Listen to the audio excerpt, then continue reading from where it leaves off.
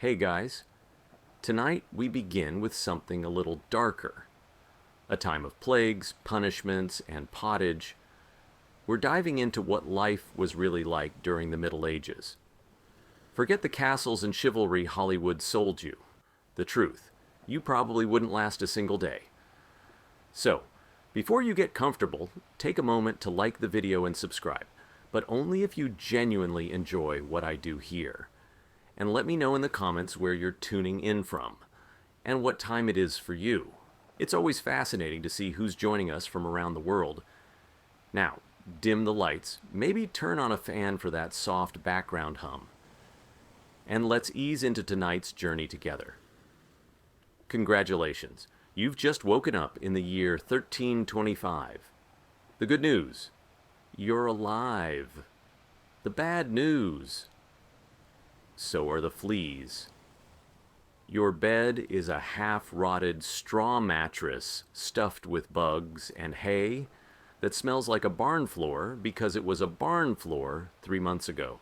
There's no memory foam, no pillows, and definitely no Egyptian cotton sheets. Just a wool blanket that hasn't been washed since last winter and now weighs roughly as much as a small cow from the accumulated grime. You blink awake as the church bell clangs in the distance. It's the medieval version of an alarm clock, only louder and somehow even less merciful.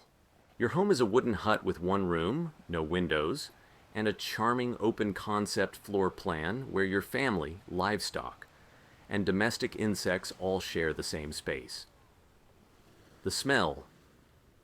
Oh, it's a fragrant symphony. A subtle blend of stale beer, human sweat, goat, and something you pray isn't mold, but know in your soul probably is. Scented candles haven't been invented. And even if they were, they just melt on your dirt floor. You try to stretch, but immediately regret it because the air is freezing and your joints ache. You're 22 years old, which in medieval terms is roughly middle-aged. Your spine cacks like an old wooden door, and your knees sound like a bag of rocks being shaken by a confused peasant. Getting out of bed is a gamble. The floor is either wet from last night's rain, which leaks through the thatched roof, or crusty from something your neighbor's chicken did. Either way, your bare feet are now part of the ecosystem. Oh, and privacy. What's that your entire family and maybe a random cousin who just never left are waking up beside you? There's no bedroom, no curtains, no me time, just communal everything. Welcome to morning in medieval Europe, where you're never truly alone because parasites, rodents, and 8 other people are always with you. And this is just how your day starts. It only gets worse from here. So, you've managed to crawl out of your medieval haystack of horrors. Congrats. Now, nature calls. And it's not calling politely. It's screaming. Here's the part where you start missing the modern bathroom. There's no toilet, no seat, no toilet paper, no flush, not even a mildly resentful plunger in the corner. In the 14th century, relieving yourself is an adventure, a social experiment, and often a small public event.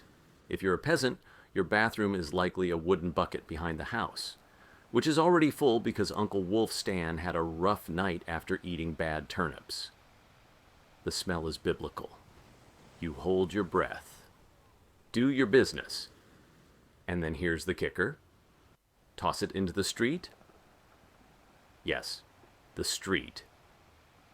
You're supposed to shout something like "Gardez-vous" before dumping it out the window. That's Old French for watch out below. Although, frankly, no one ever moves fast enough. Streets in medieval towns are open sewers, a charming river of human waste, animal droppings, and mystery liquids you'd rather not examine. If you're lucky enough to live in a town with public latrines, congratulations. You get to sit shoulder to shoulder with strangers in an outhouse where privacy is a myth and ventilation is a cruel joke. You might make small talk, but try not to breathe too deeply. Toilet paper. Never heard of it. Most people wipe with straw, leaves, rags, moss, or if they're feeling especially indulgent, a scrap of wool, sometimes nothing at all, which might explain why handshakes weren't popular yet. And if you're in a castle, surely it's better. Right. Well, sort of. You might have a guard robe, a hole in the wall that drops your waist directly into the moat. Great idea, except that your enemies know this. And yes, attackers sometimes climbed in through the waist chute.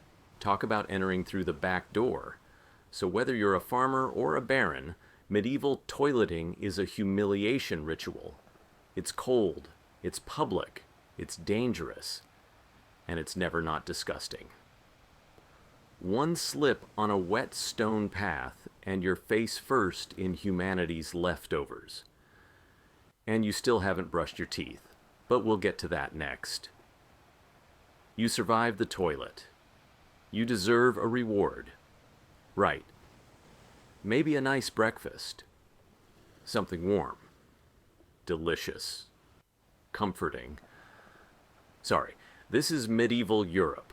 Nothing is comforting here. Breakfast, if you can call it that, is a grim affair. There are no eggs. Benedict. No coffee machines sputtering awake, and certainly no avocado toast. You sit down or squat near the fire to a wooden bowl of something that looks like it was scraped off a muddy boot. Welcome to your daily ration of pottage. Pottage is a thick, gloopy stew made of whatever you can find. Grains, root vegetables. Maybe a few beans if you're lucky. It's been simmering in the same pot for days, sometimes weeks, and new ingredients are just dumped on top of the old ones. It's less of a recipe and more of an ongoing edible experiment. On the side, a hunk of bread so hard it could deflect arrows. It's made from coarse rye or barley flour, often bulked up with sawdust, ground up acorns, or other creative ingredients because wheat is a rich man's fantasy. This loaf is not your friend. You don't slice it. You negotiate with it. What about drinks? You're not sipping orange juice or an oat milk latte. You're drinking beer. Yes, beer. At 6 dessert, ma'am. Why? Because the water is teeming with parasites and filth. So, you start your day with weak ale, low alcohol, high survivability. Kids drink it, too. No one's happy about it, but at least it won't kill you immediately. Want some meat or cheese, dream on. That's for Sundays and saints' feast days. And only if your lord is feeling generous. Most peasants don't eat meat more than a few times a year. As for fresh fruit, only when it's in season and not already fermented into wine. And don't even think about spices unless you're royalty. A pinch of pepper costs more than your monthly wages. Salt is valuable enough to be locked away, so you chew your gritty bread, gulp your medieval beer, and try not to think about the rat that may have nibbled your porridge in the night. Breakfast doesn't energize you. It just happens to you. And now that you're properly underfed, it's time to work like your life depends on it because it absolutely does. So, you've eaten your sad medieval breakfast, and now it's time to get dressed. Not that it'll help. Your wardrobe consists of exactly one outfit. One. It's a rough wool tunic or linen shift that you've worn every day for months, possibly years. There's no such thing as seasonal fashion. There's just wear this until it disintegrates or gives you a fungal infection. Underwear, optional. If you're lucky. Maybe a linen under tunic. If you're not, Well, you're going commando under layers of scratchy, sweaty wool, all lovingly stitched together by someone who probably had no idea what a seam was supposed to look like. There's also no washing machine, no soap, and absolutely no dry cleaner in sight. So, your clothes are stained, stiff, and scented like a compost pile that's been left to marinate in a pigsty. Even if you wanted to wash them, it's not easy. You'd have to haul water from a river or, well, heat it over a fire, scrub your tunic on a board with ashes or lye, and hang it in the sun, which is out approximately 3 days a year. And don't get me started on shoes. If you own any, they're made of untreated leather, barely stitched together, and offer as much arch support as a banana peel. Most peasants just go barefoot through mud, through dung, through medieval landmines, aka sharp rocks and disease puddles. All this means one thing: your skin hates you. You itch constantly. Fleas, lice, and bed bugs live raunchy on your body. Everyone has them. Nobles, lousy monks, itchy children, walking insect farms. No one escapes. You'll be scratching your armpit with a wooden spoon while chatting with the local priest. And no one will even bat an eye. Your skin is raw from rubbing. Your scalp a battlefield of bites. And if you develop a rash, well, too bad. There's no dermatologist, no hydrocortisone, no one to tell you it's probably scabies. You just keep on suffering, and if you're lucky enough to not get an infection, great. That rash will simply accompany you for the next 6 months like an unwanted medieval sidekick. Now that you're dressed in misery and wrapped in discomfort, it's time to head outside and start working yourself to death. Now that you're fully dressed in itches and damp wool, it's time to flash that morning smile. Except you don't. Because in the Middle Ages, smiling is a dangerous game. Not emotionally, dentally. There's no toothbrush, no toothpaste, no mouthwash, no floss. The concept of oral hygiene is about as popular as bathing, which is to say, not very. Some people might chew on a twig or rinse with wine or vinegar, but for the most part, your teeth are on their own, and they're not doing well. By the time you hit your mid-20s, your smile looks like something pulled from a haunted crypt. Cavities are rampant. Gums are swollen. And those aren't just food stains on your teeth. That's decay. You have more rot in your mouth than a medieval root cellar. Sugar, while not yet everywhere, is becoming more common among the rich. Imported at great cost, mostly used in small cakes or to show off wealth. If you're a noble, congratulations. You get to rot your teeth faster than the peasants. If you're poor, you'll do it slowly over time with fermented bread, gritty porridge, and years of hard chewing. Toothaches. Get used to them. They're like medieval weather. Always there in the background. The kind of pain that makes you consider praying, drinking, or pulling the tooth out yourself with a pair of pliers. And that's not a joke. That was the actual treatment. Dentists didn't really exist, but barber surgeons did. Yes, the same guy who cuts your hair is also pulling your murs out by candlelight with an iron hook and zero anesthesia. Infected tooth. Hope you like fevers, because without antibiotics, it can easily turn into sepsis and kill you from a toothache. That's right. The same thing that sends us to a pharmacy today could be your funeral in the 1300s. And there's no relief on the social front either. Kissing, good luck. Halitosis, bad breath, is everywhere. If you're single, you're not judged by your smile. You're judged by your land and your livestock. In short, Your mouth is a battlefield, and it's losing the war. Now that your teeth are throbbing, let's head outside, because your real job, the one that will break your back, is just getting started. Time to head to work. Except there's no office, no desk, no coffee break, and no chance of promotion. Your job, if you're like 90% of the population, is simple. Don't die while laboring for someone else's comfort. You're a peasant. Congratulations. That means you work the land that belongs to a lord who probably doesn't remember your name. You rise with the sun and stop only when it disappears behind the trees.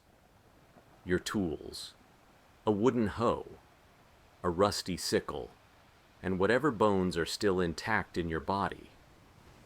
There's no weekend. There's no clocking out. There's only sunrise to sunset. 6 days a week. Sunday is off, but only if you're not harvesting, fighting off raiders, or praying feverishly for your infected toe to stop turning black. The work is brutal. Fields are plowed by hand or with oxen. If you're rich enough to afford one, you dig ditches, sow seeds, pull weeds, and carry water until your spine begins to resemble the letter S. No one cares if you're tired. No one's asking how your mental health is doing.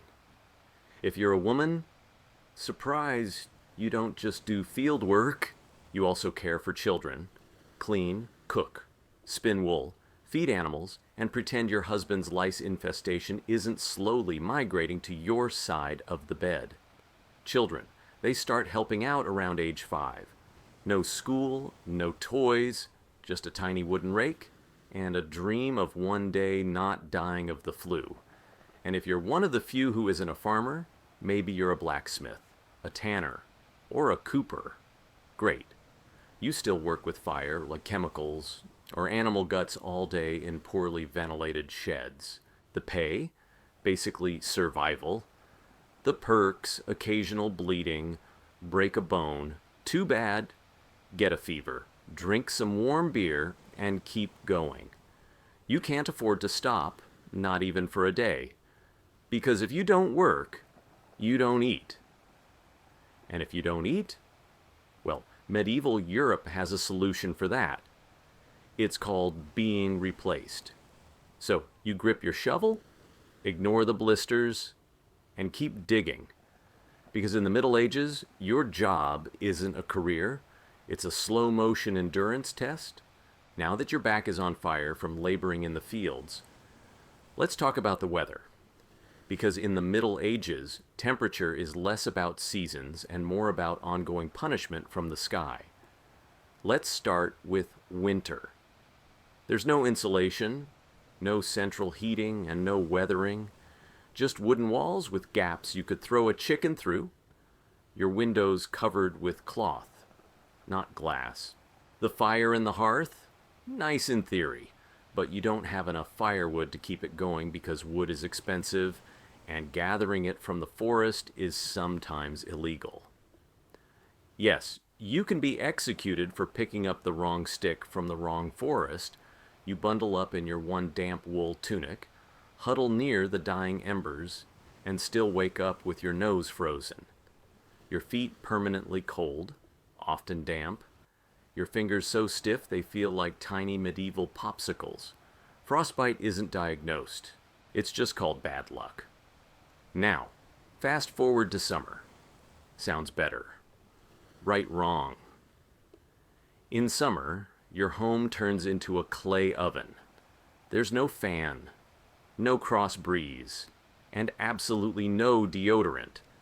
You sweat through your layers, but you can't remove them because showing too much skin is scandalous and also invites sunburn, insect bites, and social judgment. The flies are out in full force, attracted to your unwashed body, and the smell of last week's goat stew that's still fermenting in the corner. Mosquitoes buzz by your ear while you sleep. assuming you can sleep through the sound of your neighbors yelling and babies crying. In the fields, the sun bakes you. No sunblock. No hat. Unless you fashioned one out of straw like a desperate scarecrow. And the worst part, you still have to work. Heat stroke is just called taking a bad turn. So you're either shivering in your own vel, wondering if your toes will make it to spring, or you're sweating through your only pair of socks while your thighs chafe into oblivion. And the one thing that never changes, no matter the season, your clothes still itch, your food is still terrible, and your next job still waiting. Welcome to climate control, medieval style. There is none. Feeling thirsty. Need to freshen up. Want to splash a little water on your face to wake up from this damp fever dream of a life. Too bad, in medieval times, water isn't your friend. It's trying to murder you quietly. Let's start with drinking. The nearby stream looks fresh, bubbling, and clear, like something out of a fantasy movie. But spoiler alert, it's not. Upstream, someone just dumped a chamber pot into it. And if not that, then a dead pig is probably decomposing in it. Parasites, bacteria, and the entire microbial army of medieval Europe awaiting in every sip. That's why people drank beer. Yes, beer. Even children. But before you imagine medieval kids doing keg stands, understand that it was small beer, weak in alcohol, was strong in survival. Brewing boiled the water, so it was safer than whatever flowed through the town ditch.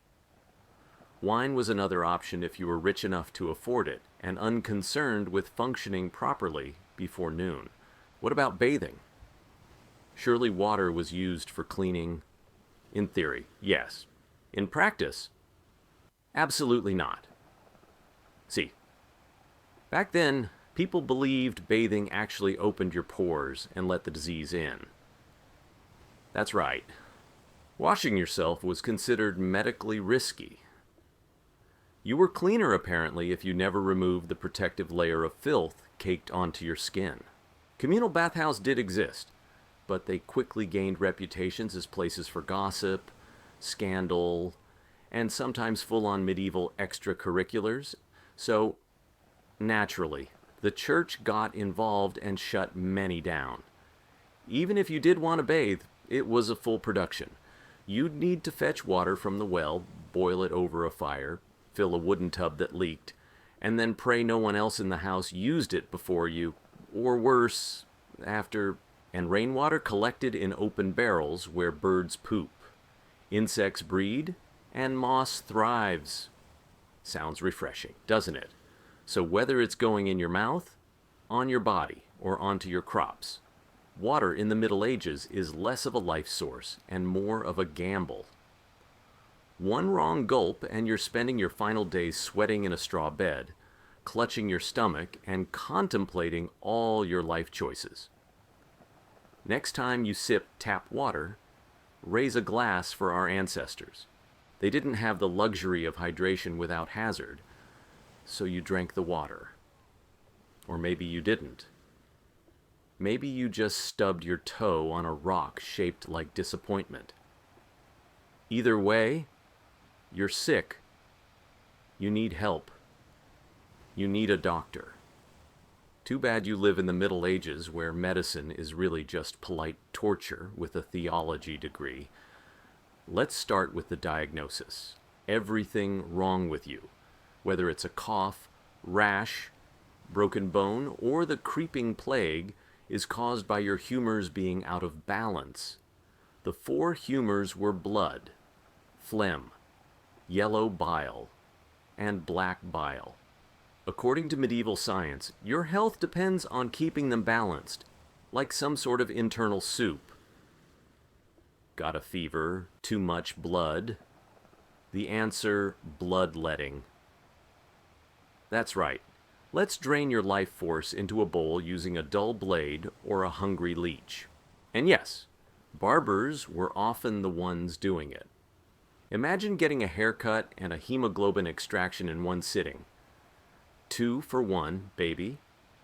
Feeling sad or anxious? That's clearly an excess of black bile.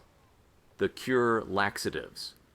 Maybe a warm herbal purge or just prayers and a cold compress, while everyone avoids eye contact with you and starts carving your coffin. Now, if you break a bone or get a nasty wound, you're in real trouble. There's no anesthesia unless you count passing out from pain. Surgery is done with knives that haven't been cleaned since the Crusades. Tools are heated over fire, not for sterilization, but because they just look scarier that way. Antibiotics centuries away, germ theory not invented yet. They think disease comes from bad air or God being annoyed with your moral failings. Got a stomach ache must have been your sinful thoughts. Hope you like confessing while vomiting. If your condition gets worse, you'll be treated with more leeches, possibly some crushed beetles, and a priest at your bedside giving last rites just in case. At this point, they're preparing for the cure known as death. And if by some miracle you recover, everyone just assumes God took pity on you. The doctor takes full credit, and the leech gets promoted. So yes, in the Middle Ages, medicine is less about healing and more about surviving the cure. After a long day of labor, lice, and leeches, it's finally time to eat. You shuffle back to your veil, stomach growling, ready for the one joy left in life: a warm meal. Bad news: your meal is probably trying to kill you. Let's begin with the basics. Food preservation doesn't really exist. There's no fridge, no freezer, just salt, smoke, or the hope that winter air keeps things fresh. Your meat, if you're lucky enough to have any, has been hanging for days, covered in flies, marinated in questionable brine, and possibly shared with a rat or two. Bread is the cornerstone of the medieval diet, but even that isn't safe. In bad harvest years, desperate peasants bulk it up with bark, sawdust, or even clay to make it stretch. And if it's rye season, there's a bonus: ergot, a fungus that causes convulsions, hallucinations, and sometimes death. It's like eating bread laced with LSD and tetanus. Vegetables, only if they're in season. And you know what's always in season: turnips. So many turnips. Boiled, mashed, or floating in pottage. Which, if you remember from Chapter 3, is basically a hot swamp of mystery ingredients that's been simmering since your great-grandfather's funeral. Fruit might be available in the fall, but it rots quickly, and sugar is rare, expensive, and hoarded by the rich to show off their blackened teeth. Dairy is another gamble. Fresh milk spoils in hours. Butter and cheese fare better, but they're loaded with bacteria. People eat them anyway because, frankly, it's either that or chew your boodle leather. And let's talk about seasoning. Spices like pepper, cinnamon, or nutmeg, worth more than gold. For the average peasant, flavor comes from onions, salt, if you're lucky, and pain. Most meals taste like wet burlap sprinkled with sadness. But food isn't just a health hazard. It's a political one. Game animals belong to the Lord, not you. Caught poaching a rabbit, you could be fined, imprisoned, or even executed. That's right. Your dinner could get you hanged. So, as you sit down to eat your gray stew by flickering firelight, remember every bite is a risk. But you eat anyway, because in the Middle Ages, food doesn't nourish. It tests you. It's evening now. You've worked, suffered, and barely digested your suspicious stew. You might think the day is winding down, but don't get too relaxed because God is watching. So is the priest, and so is your neighbor Agnes, who will absolutely rat you out if you miss Mass. In medieval Europe, religion isn't just part of life. It is life. The church controls your calendar, your laws, your education, if you can read, your birth, marriage, death, and everything in between. Think of it as your spiritual landlord, and you're always behind on rent.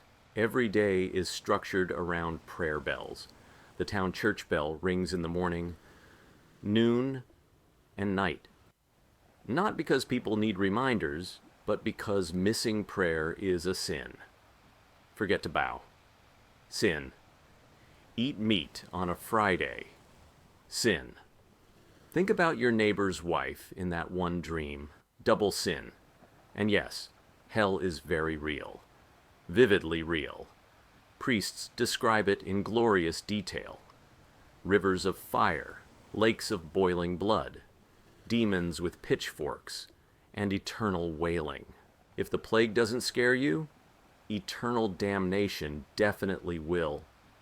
You can't read the Bible yourself because it's written in Latin, a language reserved for monks, clergy, and that one noble kid who's too good for dirt.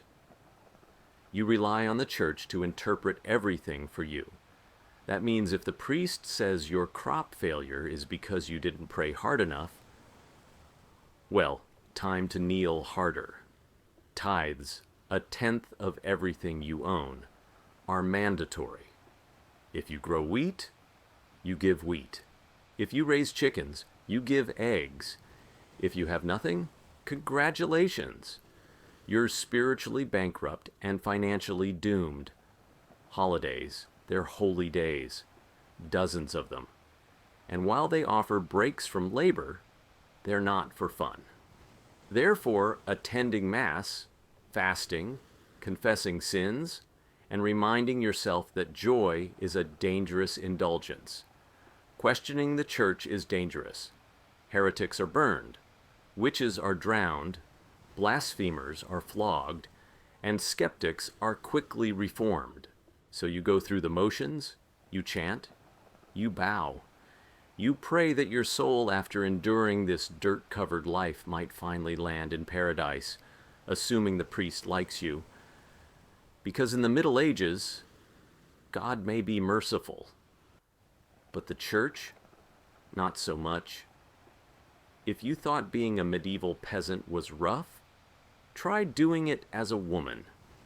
All the filth, famine, and fear, plus childbirth, subservience, and social invisibility. In the Middle Ages, being a woman is like being on hard mode with no health potions and no restart button. From birth, a girl's life path is pretty much locked in.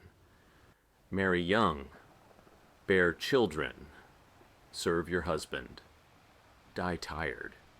Education, not likely. Unless you're from a noble family and sent to a convent, your intellectual development stops around the time you learn how to churn butter and patch a tunic. Marriage happens early. Really early. It's not weird to be betrothed at 12 and pregnant by 14. It's not about love. It's about land, livestock, and alliances. Your opinion not required. Once married, you're basically your husband's property. Your job is to produce heirs, feed everyone, keep the house running, and not complain. Because complaining might get you branded a nag or worse. A witch. That label comes with a complimentary drowning or burning, depending on local fashion. Childbirth is a death lottery. There's no prenatal care, no sterile tools, no anesthesia. Midwives do their best, but even minor complications can mean death for the mother, the child, or both. Some women survive 10 pregnancies. Many don't survive 2. But don't worry, Once the baby is out, your work increases. Now you have a screaming infant in a lice-ridden hut, and you're expected to nurse, cook, clean, and still help in the fields. You don't get a break. You are the break for everyone else. If you're unmarried, you're suspicious. If you're widowed, vulnerable. If you're outspoken, dangerous. Women who didn't conform were often accused of witchcraft, especially if they had herbal knowledge, a strong personality, or just looked at someone funny on a rainy Tuesday. Even in the church, your role is limited. Nuns lived under strict rules. No speaking without permission. No freedom of movement. And your spiritual worth. Always ranked below men. In short, if you're a woman in the Middle Ages, you're expected to endure, obey, reproduce, and suffer in silence, ideally while smiling. Because even in a time of universal suffering, women were somehow expected to suffer gracefully. So far, you've battled filth, starvation, social injustice, and possibly a goat. But just when you think your day can't get any worse, here comes violence. Loud, bloody, and often completely acceptable by medieval standards. Let's be clear, the Middle Ages were not peaceful. The idea of law and order mostly meant hope the local lord isn't in a bad mood. Violence is everywhere, in the home, in the streets, on the battlefield, in church disputes, and sometimes in line at the communal bread oven. Crime is common, punishment is brutal, and justice is more performance art than protection. Steal a loaf of bread. You could lose a hand. Accused of lying. Your tongue might get pierced. Gossip too much. Meet the scold's bridle. A metal mask strapped to your head with a bar in your mouth. For correction, of course. Let's say you're accused of something serious. Heresy, theft, witchcraft. How do you prove your innocence by being tortured? Obviously. Welcome to trial by ordeal. One version, you stick your hand in boiling water to retrieve a stone. If it heals without infection in 3 days, you're innocent. If not, you're guilty. Another option, you're tossed into a river. If you sink, you're innocent and probably dead. If you float, you're guilty and will be punished anyway. It's like a medieval game show where the prize is survival and the host is actively rooting against you. And if you're sentenced to death, that's a public event. Executions are performed in front of cheering crowds, hangings, beheadings, burnings. Sometimes people bring snacks. It's the medieval equivalent of cable TV. Domestic violence completely normal. Husbands were allowed, even expected, to discipline their wives and children. Street fights commonplace. You could be beaten just for looking the wrong way at a noble's horse. And war always simmering. Local feuds, territorial disputes, religious crusades.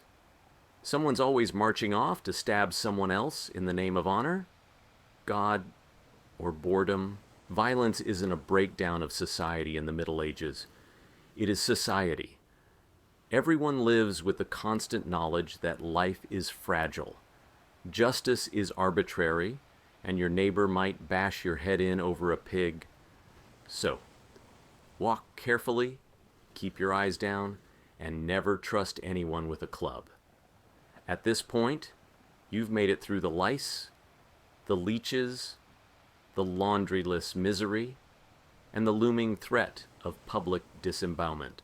But now comes the final chapter of most medieval lives, an early and unglamorous death. If you're alive and still breathing past the age of 40, you're practically a celebrity. You might even be referred to as the Old One, which is less of a nickname and more of a statistical miracle. Let's break it down.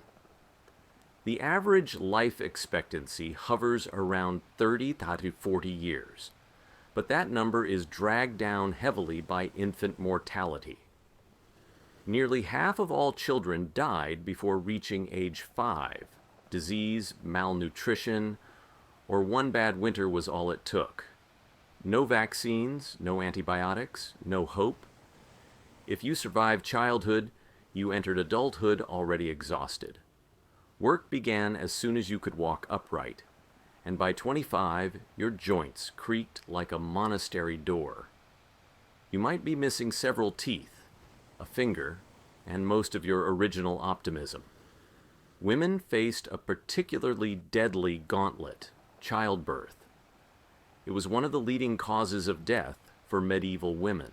No pain relief, no medical intervention, just prayer, hot water, and someone holding your hand while you bled out on a straw-stuffed cot. For men, the dangers were different, but equally relentless.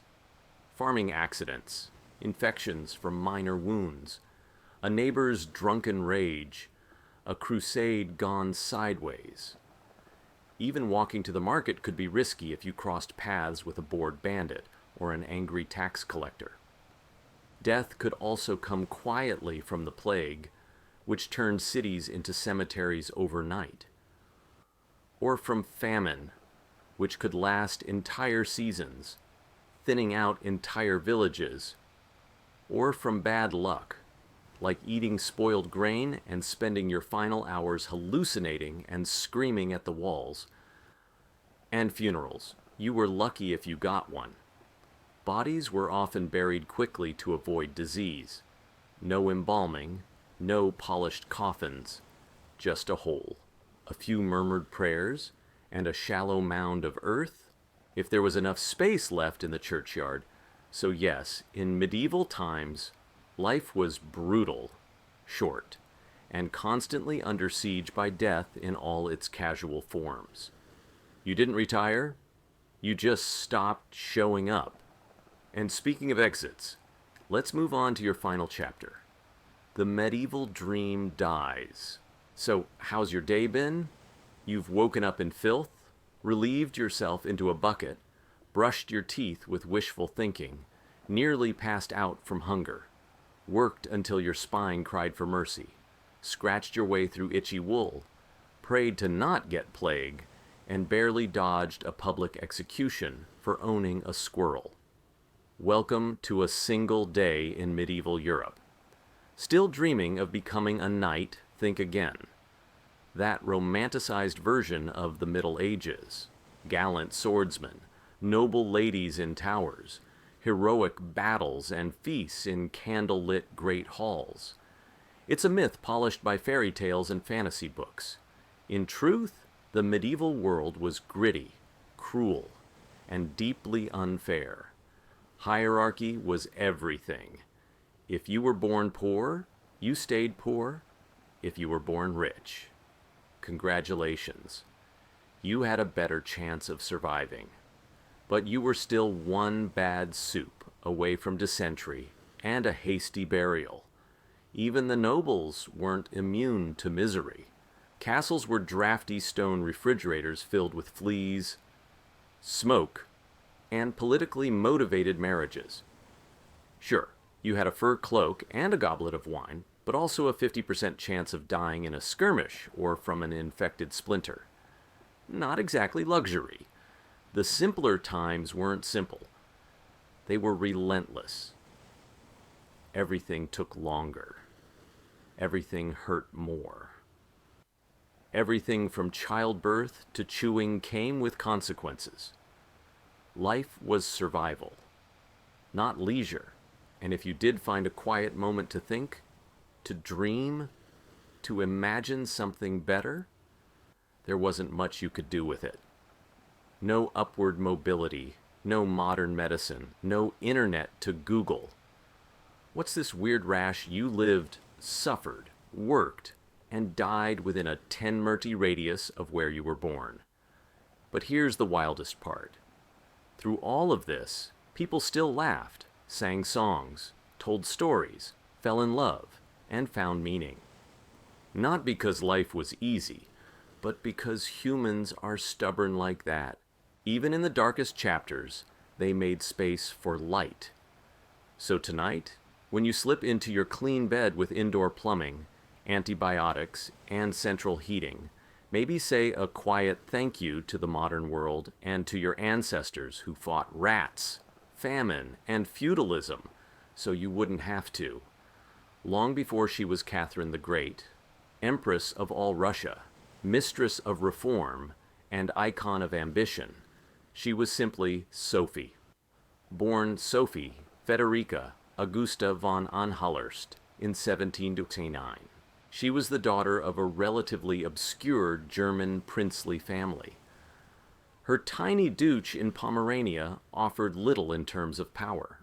But Sophie herself, she had something no title could provide. Razor-sharp intelligence, relentless charm, and a quiet, burning hunger for greatness. Her upbringing was strict. Her mother, Johanna, was cold and calculating, not a warm, nurturing figure, but a social climber obsessed with status. Sophie's father, a Prussian officer, was more distant than disciplinary. From a young age, Sophie learned to walk the fine line between obedience and cunning. She read voraciously, spoke multiple languages, and learned how to observe a room before speaking in it, skills that would soon become survival tools in one of Europe's most brutal courts. When the Russian Empress Elizabeth Petrona began searching for a wife for her heir, Grand Duke Peter, she looked beyond Russia's borders. Peter himself was of German descent, and Empress Elizabeth believed a foreign bride, pliable and grateful, would be easier to control. Sophie fit the bill perfectly. Noble blood, Lutheran faith, which she'd be forced to abandon, and a reputation for both grace and humility. At just 14 years old, Sophie was summoned to Russia. She arrived in the freezing capital of St. Petersburg in 1744 wearing thin German fabrics and a diplomatic smile. Her mother pushed her forward like a chess piece. Sophie, however, had her own game in mind. To become acceptable in Russian society, she converted to Orthodoxy, taking the name Ekaterina Alexa, Catherine. The ceremony was public, symbolic, and life-altering. She wasn't just changing religions, she was burning the bridge behind her, stepping into a foreign empire with no way back. No one watching that quiet teenage girl in a fur-trimmed coat could have predicted what would come next. Betrayal, revolution, enlightenment, and empire. But from the moment Sophie stepped foot in the Russian court, she stopped being a pawn and began planning how to become a queen. Catherine's marriage to Grand Duke Peter was meant to secure her place in Russian royalty. But from the very beginning, it felt more like a cage than a crown. Peter, heir to the Russian throne, was not the dashing prince of fairy tales. Awkward, immature, and obsessed with toy soldiers, he was far more interested in playing war games in his chambers than governing an empire or showing affection to his new wife. Some accounts even suggest he refused to consummate the marriage for years. He idolized Frederick the Great of Prussia and resented the Russian court that had adopted him. In contrast, Catherine embraced Russia with a fierce determination. She learned the language, studied its history, and memorized Orthodox rituals. She wanted to belong. Peter wanted to escape. This mismatch wasn't just emotional, it was political. The Russian court was a viper's nest of gossip.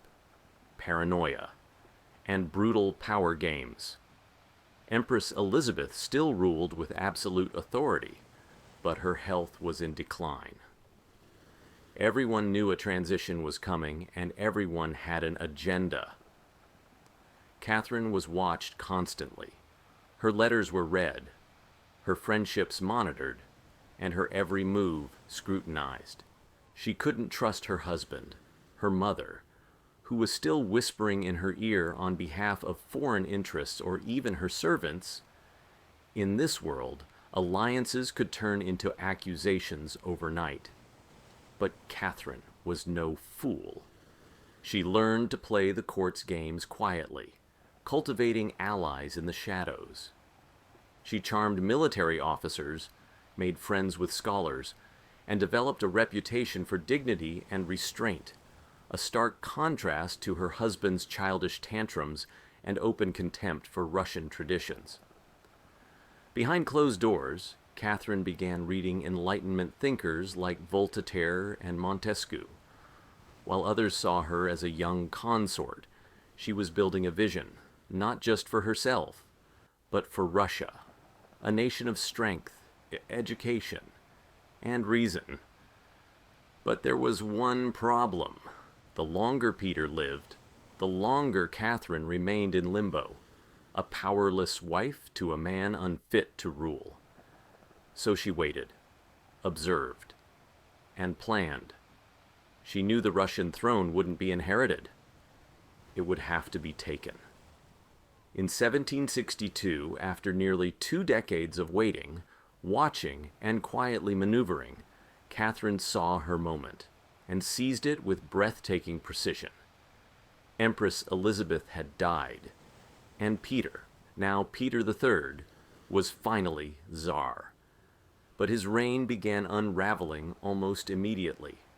In just a few short months, Peter alienated the church, offended the nobility, insulted the army, and lavished praise on Prussia, Russia's longtime enemy. He reversed key policies, humiliated the clergy, and talked openly about divorcing Catherine to marry his mistress. The court, already wary of his erratic behavior, turned cold. The army, filled with generals loyal to Catherine, grumbled in corridors. Even ordinary Russians, devout and patriotic, saw Peter as a foreign puppet who mocked their traditions. Catherine, watching all of this unfold, made her move. In July of that same year, while Peter was away at his summer palace, Catherine launched a bloodless coup d'etat. Supported by key military officers, including her lover, Gregory Olaf, and his influential brothers. She rode through St. Petersburg in full regalia, was proclaimed Empress Catherine II, and won the allegiance of the powerful imperial guard. Peter, caught off guard and without allies, surrendered within days. He was taken into custody and shortly after found dead under mysterious circumstances. Officially, it was reported as a hemorrhoidal colic.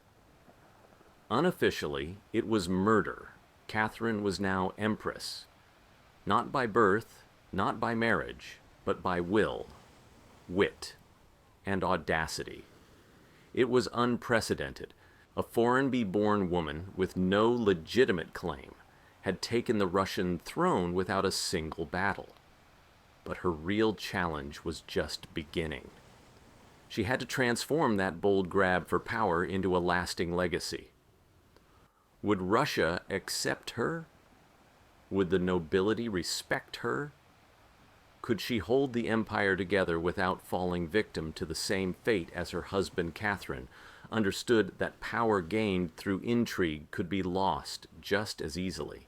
She needed to rule not as a schemer, but as a visionary. And so began her transformation from a careful conspirator to a reforming empress, one who would redraw borders, embrace the Enlightenment, and redefine what it meant to be a woman in power. Once Catherine had the crown, She could have rested on her power, but she didn't. She had something bigger in mind than simply sitting on a throne. She wanted to transform Russia, and not just militarily or politically, but intellectually. While Peter had worshipped Frederick the Great and toy soldiers, Catherine idolized Voltaire, Diderot, and the bold thinkers of the Enlightenment. She believed in reason, progress, education, and the role of a monarch as a servant of the people. Even if she herself ruled with absolute authority, Catherine didn't just read Enlightenment philosophy. She lived it. She corresponded directly with Voltaire for over 15 years, flattering him while defending her autocracy. She invited Diderot to her court and even purchased his entire library to support him financially. Behind closed doors, she pored over legal texts, debated reforms, and crafted policies to modernize the empire. Her early reign was filled with efforts to codify Russian law. She formed the Legislative Commission in 1767, an ambitious project intended to rewrite the entire legal code of Russia. Catherine's own Nakasis, or instruction, was a political manifesto in disguise, one that spoke of equality before the law, the dangers of torture, and the responsibility of rulers to serve the common good. For an empress in 18th century Russia, it was radical. But Enlightenment ideals had to survive the realities of Russia, a vast, feudal, deeply conservative land ruled by nobles who liked their serfs exactly where they were, beneath them. Catherine knew this. While she advocated reform, she moved carefully. She abolished some forms of torture, expanded access to secular education, and built schools and libraries, but she also reaffirmed the nobility's control over their serfs to keep them loyal. This was Catherine's balancing act. A philosopher queen in public, a practical empress in private. She walked a tightrope between ideology and survival, between the shining salons of Paris and the gritty politics of Moscow. Her vision for Russia was bold, but always calculated. In many ways, Catherine wasn't trying to make Russia European. She was trying to make Russia modern on her terms, and that meant reform. Yes, but with an iron hand in a velvet glove. Catherine wasn't content with reforming Russia from within. She wanted to expand it outward to make it an empire worthy of fear, admiration, and envy. Where Peter the Great had opened a window to the west, Catherine aimed to knock down the walls. Under her leadership, Russia's borders stretched wider than ever before. She waged wars not just to defend her crown, but to reshape the map of Europe. One of her most significant campaigns was against the Ottoman Empire. These wars, fought in waves throughout the 1760s and 1770s, weren't just about territory. They were about influence. Catherine saw herself as the liberator of Orthodox Christians living under Muslim rule and as the rightful protector of Eastern Europe. Under generals like Alexander Suvorov and Gregory Pemkin, Russia captured key regions including Crimea, the northern coast of the Black Sea, and access to warm water ports, something Russian czars had coveted for generations. These victories weren't just military, they were symbolic. With each conquest, Catherine sent a message. Russia was no longer the distant backward cousin of Europe. It was a continental force. She also turned her gaze westward. In a series of deals and diplomatic maneuvers, Catherine participated in the partitions of Poland, carving up the struggling Polish-Lithuanian Commonwealth along with Austria and Prussia. By the end of the Third Partition in 1705, Poland was erased from the map, and Russia claimed vast new lands and millions of new subjects. But Catherine didn't just conquer with armies. She also colonized with ideas. New cities were built. Trade routes were expanded. Tonight, we explore the mythic tale of Irene, the forgotten son of Hesus, a demigod born not of Olympus, but of fire and steel deep in the forge of a mortal blacksmith. His task, steal the eternal flame from Mount Olympus itself to reignite the dying hearths of humanity. But what stood in his way was no simple quest. A three-headed guardian of the underworld, a jealous god in winged sandals, and a storm-summoning oracle who foresaw only one ending, Arian's death. So before you get too comfortable, take a moment to like the video and subscribe, but only if you enjoy the kind of content that merges myth and mystery. And hey, and let us know, where are you watching from? What time is it for you right now? Sometimes our stories are better than sleep, and other times they just make you dream louder. It's time now to dim the lights, turn on a fan for some noise, and let's cover what we have for tonight together. In the flickering forge of Myne, where men shaped iron with sweat and prayer, there lived a woman whose hands rivaled the gods. Her name was Callista, a mortal blacksmith with fire in her soul and a hammer that sang when it struck bronze. She built swords that could split spears in midair and armor so seamless it was whispered that Ares himself once wore her breastplates into battle. The gods noticed, but only one descended. Histus, the lame god of the forge, the outcast of Olympus, watched her in silence. He was not drawn by beauty. Callista was not a woman of perfumes or palace gowns. She wore soot like war paint and smelled of iron and pine smoke. But when she worked, Histus saw something divine in her movements, something familiar. One night, as the moon hung low and red over the Aegean, Haristus entered her workshop cloaked in smoke and shadow. He offered no gifts, no divine decree, only his presence. The forge flared brighter that night, and 9 months later, a child was born, Arian.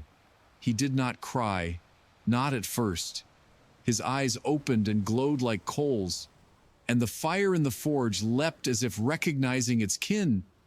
The midwives gasped. One whispered, "He's touched by the divine." Another crossed herself, and the oldest among them muttered, "He's not meant to stay here long." Arian grew faster than other boys. At 5, he could shape iron. At 7, he forged his first blade, flawless, sharp, and oddly warm to the touch. He never played. He never lied. There was a stillness in him that made others uneasy.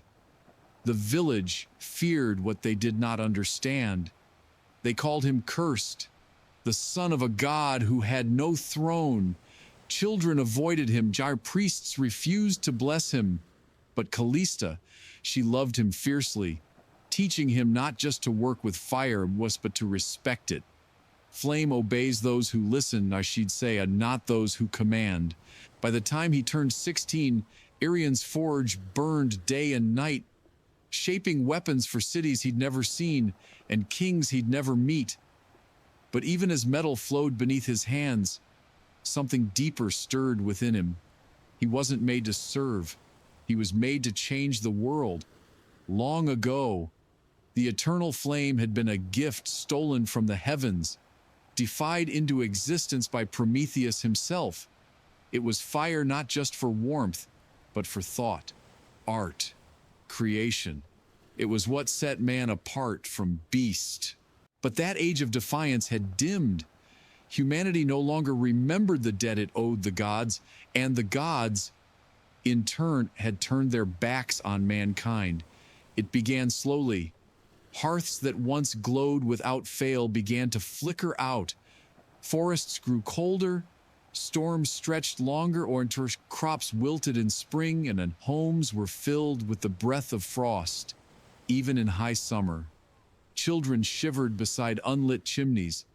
Old women murmured prayers into ashes that gave no heat. Priests spoke of punishment, Scholars blamed the stars, but across villages, towns, and empires, a different fear took root, not that the world was ending, but that the gods had abandoned them.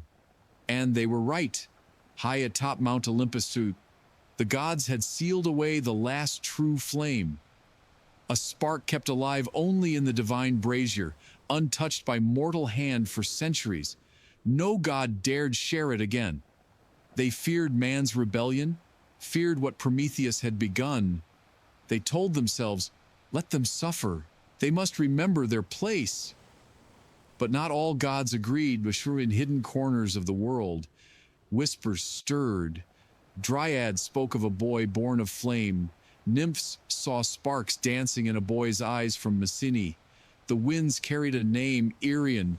In the cold chambers of Delhi, the oracle dreamed of fire, walking on two legs, lighting cities with its footsteps. And in the depths of forgotten temples, dying candles sputtered back to life at the sound of a blacksmith's hammer striking anvil. Iran had no idea. He only knew the iron was growing harder to shape, that the flames in his forge required more breath, that the warmth that once came easily was slipping away. But the world had begun to watch. Gods, both old and silent, had turned their gaze to Myene. The divine brazier at top Olympus, though shielded in marble and guarded by fate, flickered for the first time in an age, responding not to a god, but to a boy born of fire and sorrow. And deep within him, something began to glow. Delhi was dying. Once the center of divine counsel, where kings and warriors climbed stone paths to seek Apollo's voice, now it stood quiet, its columns cracked and overgrown, its sacred springs reduced to mist. But one voice still lingered, buried deep within the mountain's breath. The oracle Irion arrived in silence. No one greeted him at the gates. The torches lining the temple had long since gone out. Ivy clung to broken altars like fingers, unwilling to let go of lost faith. Thunder growled in the clouds above, not of rain, but of something older, watching. He descended into the hollow chamber where generations before him had once wept and begged. There, seated atop a crumbling stone throne, was the oracle. She was draped in violet robes, skin pale like ash, eyes blind but blazing with storms. Before he could speak, she inhaled sharply like a flame being pulled back into a lantern. "Eon," she hissed, though no name had been spoken. He said nothing. "You will climb the mountain. You will take the flame and you will die." Her voice cracked like a whip through the stillness. He didn't flinch. He had heard stories of oracles, their riddles wrapped in poetry and metaphor. But this wasn't a prophecy. It was a sentence. She rose slowly, limbs moving like smoke caught in wind. "The gods will oppose you. The world will demand your failure. The flame what you seek. It does not belong to mortals. It was stolen once, and the price was eternity in chains." Irion stepped forward, fists clenched. "So let me pay the price." A long silence followed, then laughter, not cruel but tired. The sound of someone who had seen too many stories end the same way. "You already are," she whispered. The room grew dark. The thunder outside crescendoed. The air pulsed with something old, something primal. Then, just as suddenly, everything went still. The oracle slumped back into her seat. Her mouth opened, but only smoke escaped after her prophecy was done. And though Irion left without another word, her vision followed him. In dreams, in flame, in every shadow cast by his forge, the gods had spoken. His path was set.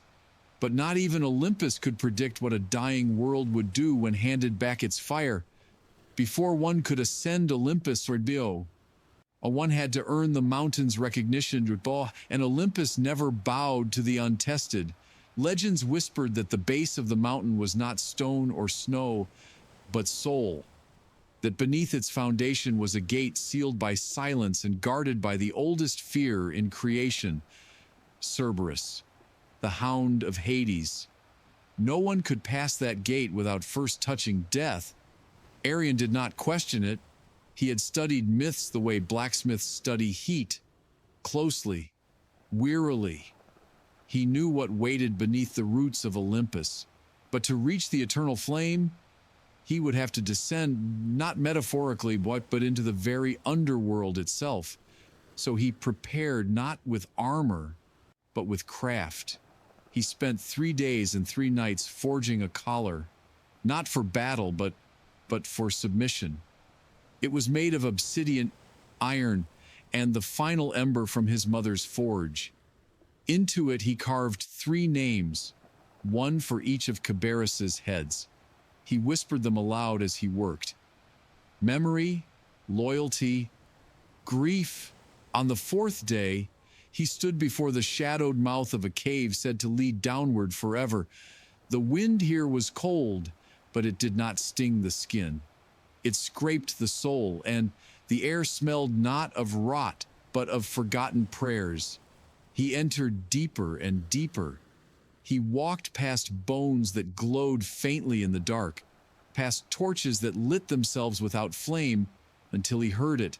The breathing, slow, massive, layered, like 3 storms dreaming in unison. Cabarrus. He stepped into the clearing and found the beast sleeping on a bed of ash and bone, each head twitching in a different rhythm. Its fur was blacker than absence. Its eyes were closed, but its ears twitched. Arion did not draw a weapon. He approached, knelt, and held out the collar. Then, softly, he began to hum. It was the song his mother had sung to him as a child, the one she sang when night made the world feel too big, too cruel. The middle head stirred. The left opened one amber eye. The right snarled, then stopped. They listened, and in that silence, Arion slipped the collar on. Cabarrus exhaled, and the door behind him opened not with rage, but with respect. Arion had touched death, and death had stepped aside. The road up Olympus was no road at all. There were no markers, no stars to guide the way, only sheer rock, biting wind, and whispers that echoed from nowhere. Arion climbed not with certainty, but with instinct. His mortal hands bled, his divine blood burned. The mountain resisted him at every turn, and then he appeared not with a roar, not in a flash of power, but in silence. Hermes, the trickster, the messenger, the thief. He stood on a ledge ahead, dressed like a traveler, cloak loose, sandals laced with feathers, eyes sharp as broken glass. A crooked grin danced across his lips. "Well," he said, spinning a coin between his fingers, "I thought you'd be taller." Arion didn't stop climbing. "I know why you're here," Hermes continued, walking casually beside him without ever lifting a foot. "You want to bring fire back to the mortal sweet, noble, stupid." Arion paused. "Then stop me," Hermes chuckled. "Stop you? Oh, no. I'm not here to fight you. I'm here to make sure you understand the deal. You're walking into the heart of Olympus, into the god's vault, into a story that isn't yours to tell." "And yet," Arion replied, "here I am." That smile faded slightly. "You're trying to restore a balance that was broken for a reason." Hermes said, "The flame was a gift once, a mistake, and now the gods guard it like a dragon guards gold. Not because it's precious, but because it's dangerous." Arion stared at him. Then they've forgotten what danger looks like. For the first time, Hermes' expression soured. The air around them shifted. The coin in his hand vanished. His wings twitched. "You think you're Prometheus?" he said. Voice cold. "But you're not even a flicker compared to him." "I'm not trying to be him," Arion answered. I'm trying to finish what he started. Hermes stepped forward, pressed 2 fingers to Arian's chest. Then here's my gift. Pain surged. It wasn't physical. It was deeper. A thread inside him twisted, turned. The fire you seek, Hermes whispered, will burn everything you are. As then he vanished. The mountain groaned. Thunder rolled. A storm had begun to bow, not of rain, but of consequence. And Arian climbed higher, cursed but unshaken. The curse settled into Arian's chest like frost in the lungs. At first, it was subtle, a tightening when he breathed, a dull heat beneath his skin. But the higher he climbed, the more it bit into him, not like a wound, more like erosion. Piece by piece, the man was being scraped away, leaving something raw behind. Mount Olympus was no longer just a mountain. It was alive. Its cliffs shifted beneath his feet. Wind screamed down ravines like ancient voices, furious to be disturbed. The higher he rose, the less mortal the world became. Trees stopped growing. Birds stopped singing. Even the stars above seemed to pull back. There were no paths, only jagged ledges and sheer faces that demanded sacrifice with each step. Arian bled. He slipped. Once, he nearly fell to his death. But a sudden flash of heat from within his chest steadied him. It was as if the flame Hermes spoke of, the one that would burn him, had begun to awaken. But he kept climbing, because every time he faltered, he thought of the dying hearths, the cold villages, the children huddled in darkness. He thought of his mother, hands blistered, still forging warmth for a world, forgetting what warmth meant. And still Olympus offered no mercy. Storm clouds gathered above. Lightning danced along the ridge like gods pacing in frustration. He could feel their eyes now, watching, judging, waiting for him to fall. But it wasn't just the mountain fighting him. It was Olympus itself. He passed ancient ruins carved into the stone, temples long abandoned by faith, their altars cracked, their gods forgotten, statues of Athena with eyes chipped out, columns of Zeus split by time and silence. Arian realized something no one else had dared to say aloud. The gods weren't powerful anymore, so they were afraid that a mortal might bring the fire back without their permission, or that someone not born in their halls might carry the light that once defined Olympus. And in that fear, they threw their worst at him. Ice, thunder, visions, voices. But he climbed. With hands torn and hearts smoldering, he rose above the clouds, and in the distance, lit not by sun but by divine flame, he saw it, the brazier burning, waiting. It was not what he expected. The summit of Olympus wasn't carved in marble or guarded by gods clad in gold. There were no trumpets, no gates, no thunderclaps of divine welcome. There was only silence and the flame. It stood in the center of a windless clearing on a pedestal of blackened stone.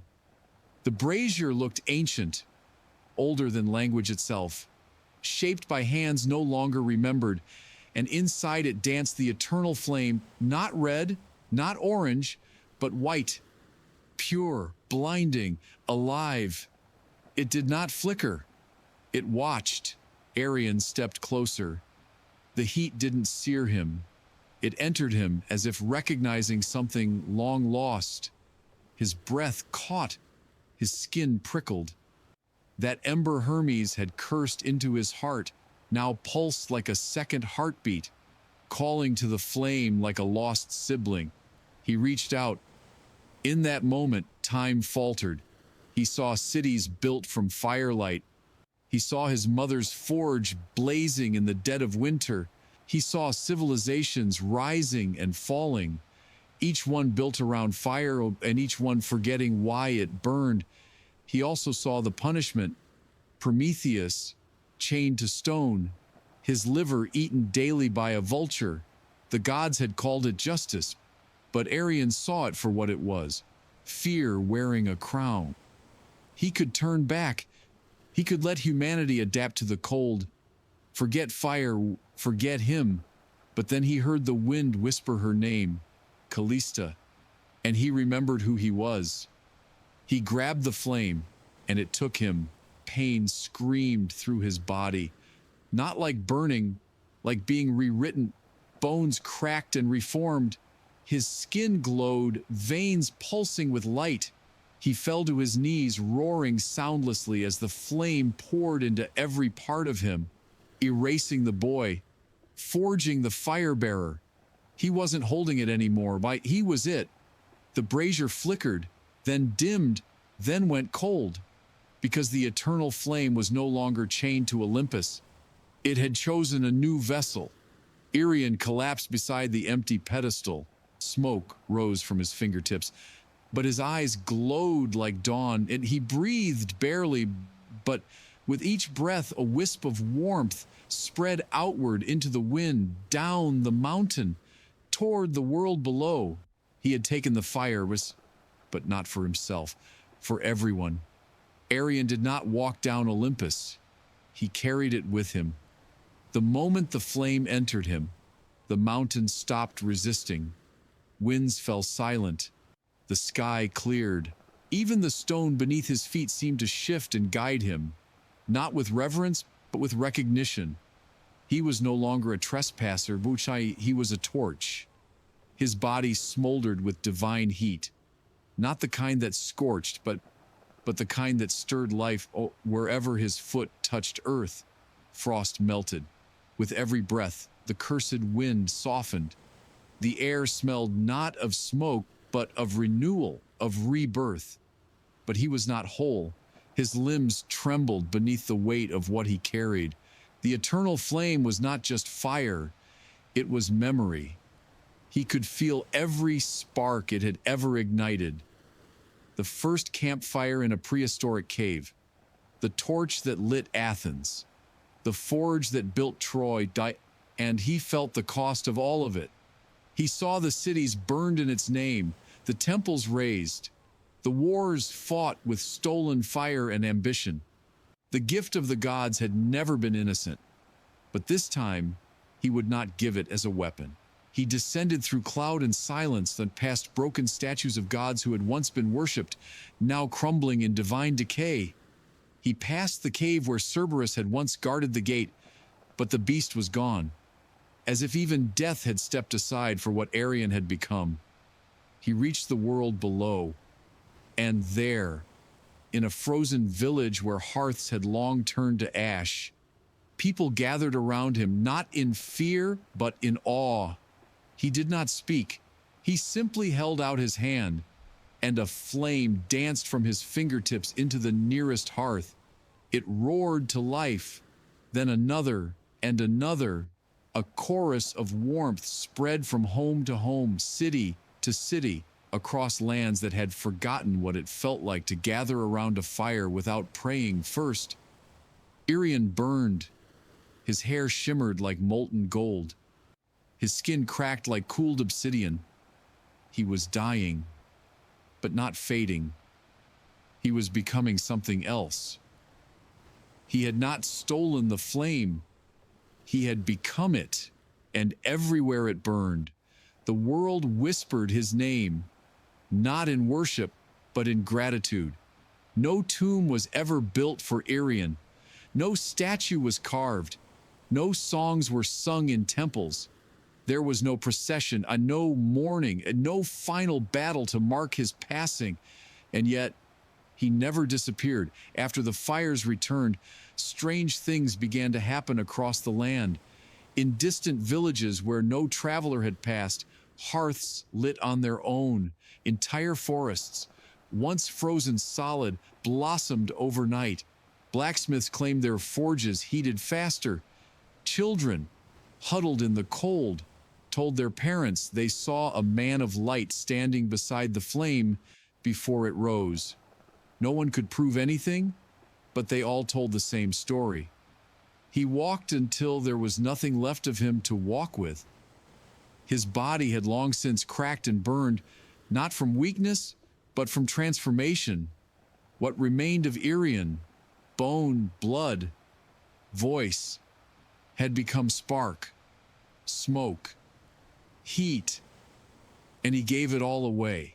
His mother's forge was the last place touched, old, abandoned, its fires cold for decades, until one night a traveler passing through claimed he saw a boy hammering something glowing white at the anvil.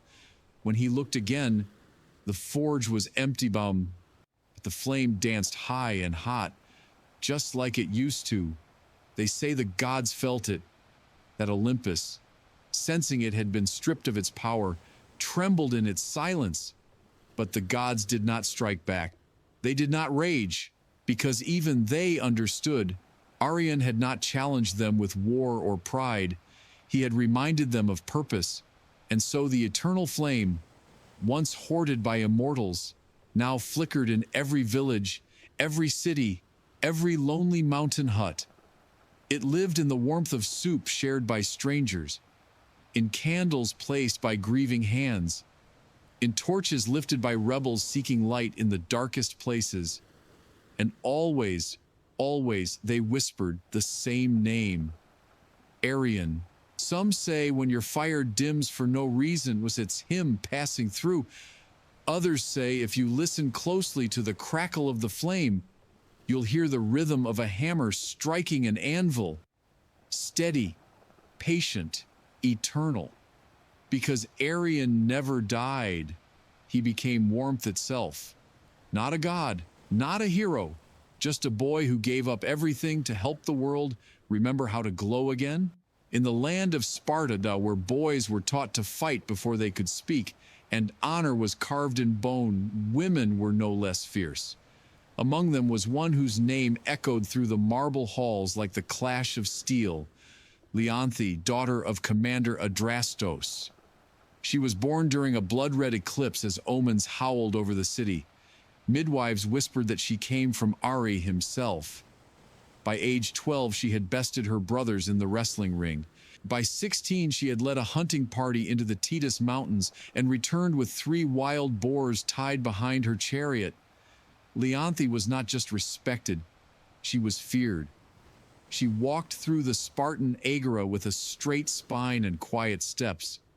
Men lowered their eyes, and women watched her with a strange mix of envy and awe. She rarely spoke unless spoken to, and her words were chosen like arrows, never wasted. But there was something in her that few noticed. When she removed her armor at night, when the torches dimmed and the world outside fell away, Leonthe would stare at the stars, not with a warrior's challenge, but with wonder. There was a softness buried in her, one that battle could not scorch, a yearning, not for marriage, not for conquest, but for something else, something the Spartan code had no name for: peace, magic, mystery. She never said. What she knew was this: every full moon, when the city slowed and the warriors slept, her body pulled her toward the cliffs above the river Eurytus. She would leave behind her spear, her cuirass, her reputation, and become just a woman wandering beneath the stars alone.